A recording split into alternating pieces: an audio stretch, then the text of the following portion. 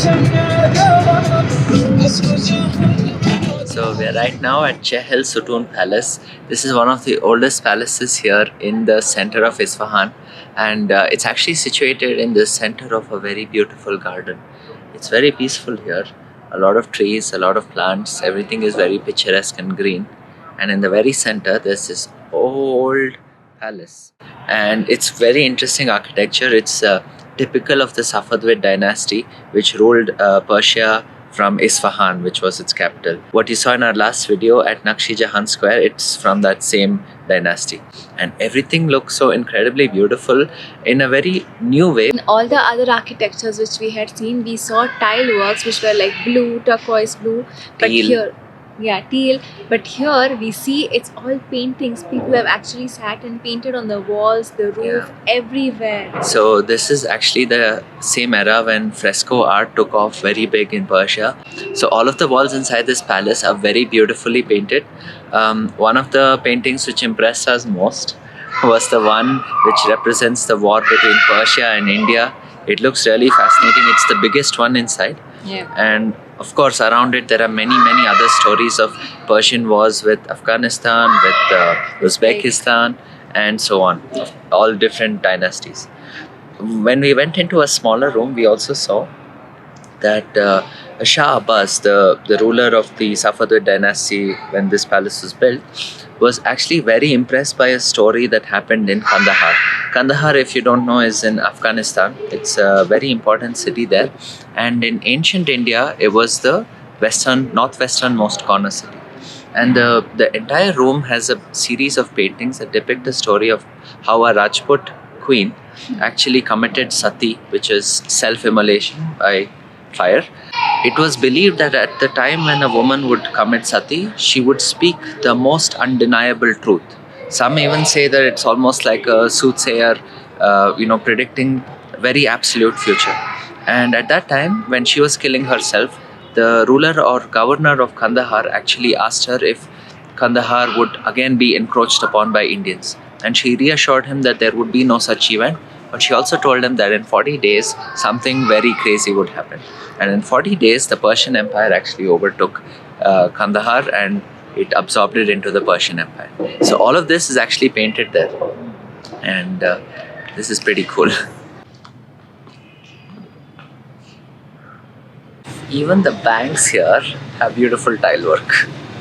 You see that?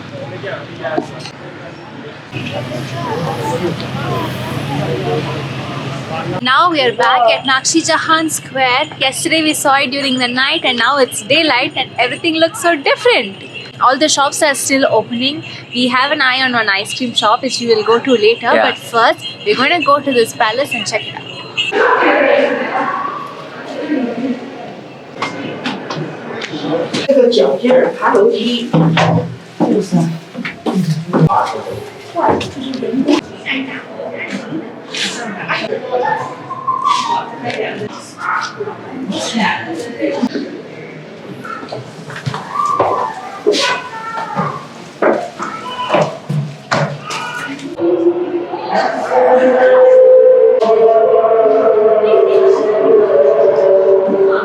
So we are right now inside the Ali Kupa Palace, and this one also actually dates back to the early 1600s. This was actually the residence of the Shah. So this palace has total of 6 levels, out of which 5 are accessible and 1 is under renovation. And to go to each of this level, you have to climb this spiral staircase to go on top. And each level opens up to a balcony, and it also has a hall inside. And as expected, all of these halls are well decorated with paintings and adorned with all kinds of patterns. Yeah, that's true. Some of these painting techniques are actually created right here in the Safavid dynasty while this was actually being built.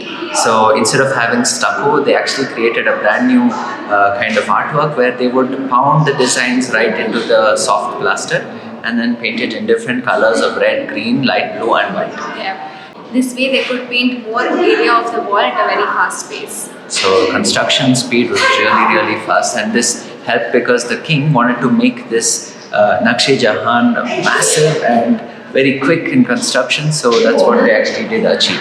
So at the fifth level, they have a balcony, and the view from there was really nice. You could see the entire Naqsh-e-Jahan Square, the mosque, and then the entire bazaar. And right now in the center pond, where they used to have fountains before, now they have many flags of Iran and Palestine.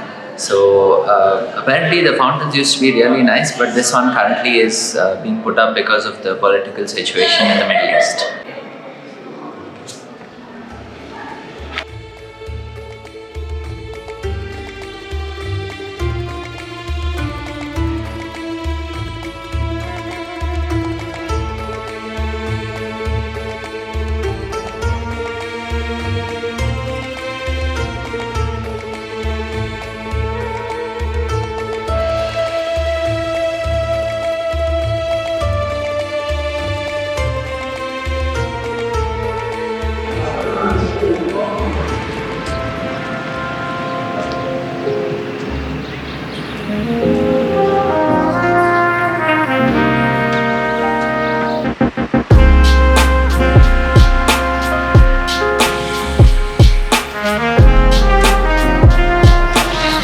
So here in Isfahan, there are two very popular bridges. These bridges are really old, but they're really cool.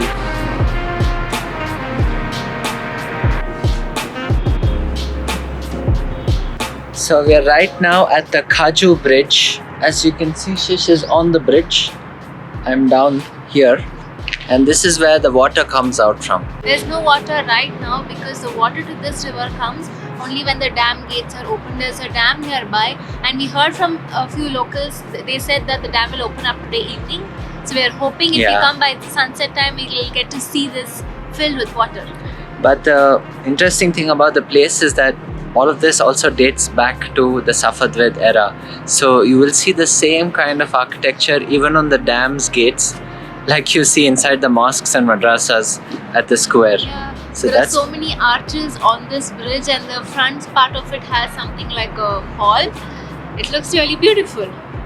The first time we're actually seeing A bridge. like a bridge sort of having a staircase into the wall. Really old, and the architecture is all very similar to what we saw at the mosque and in the central square. So it's quite nice.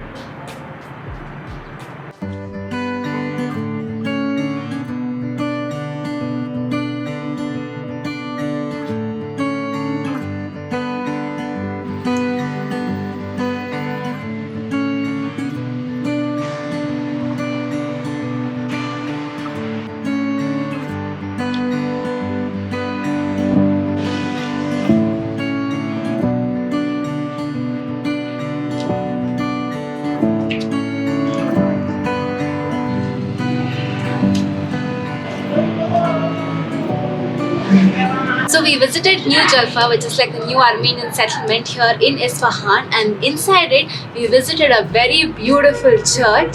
So the history of it actually dates back to a very long time ago, when Armenia, as it is today, was actually once part of the Persian Empire.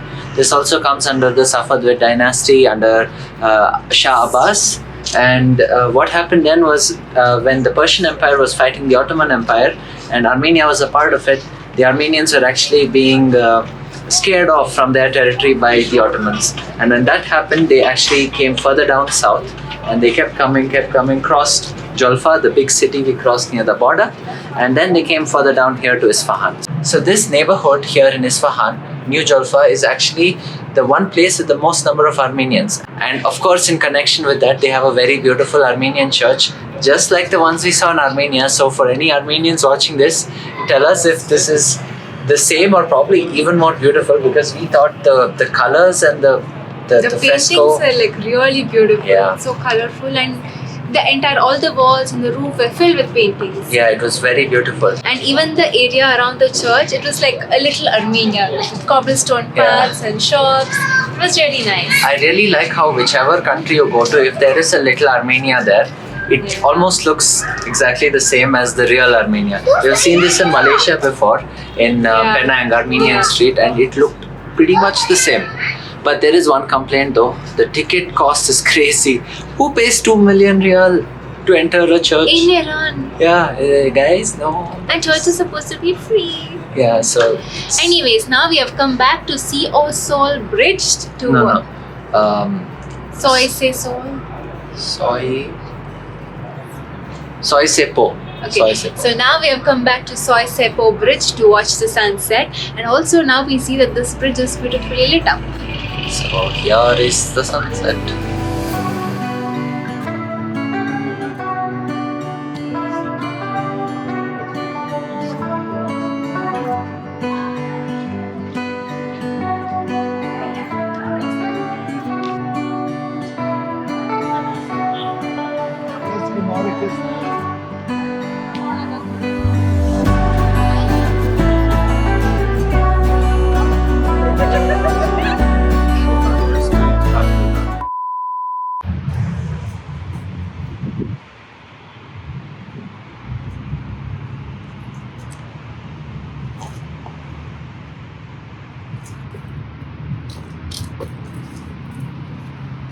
Plans for the day.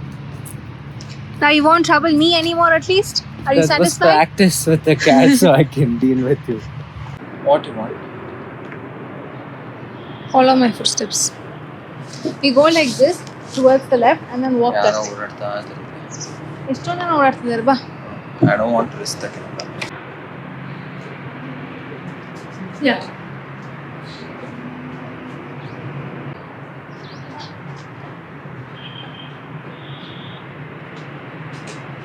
Three, two, one. Which are organic.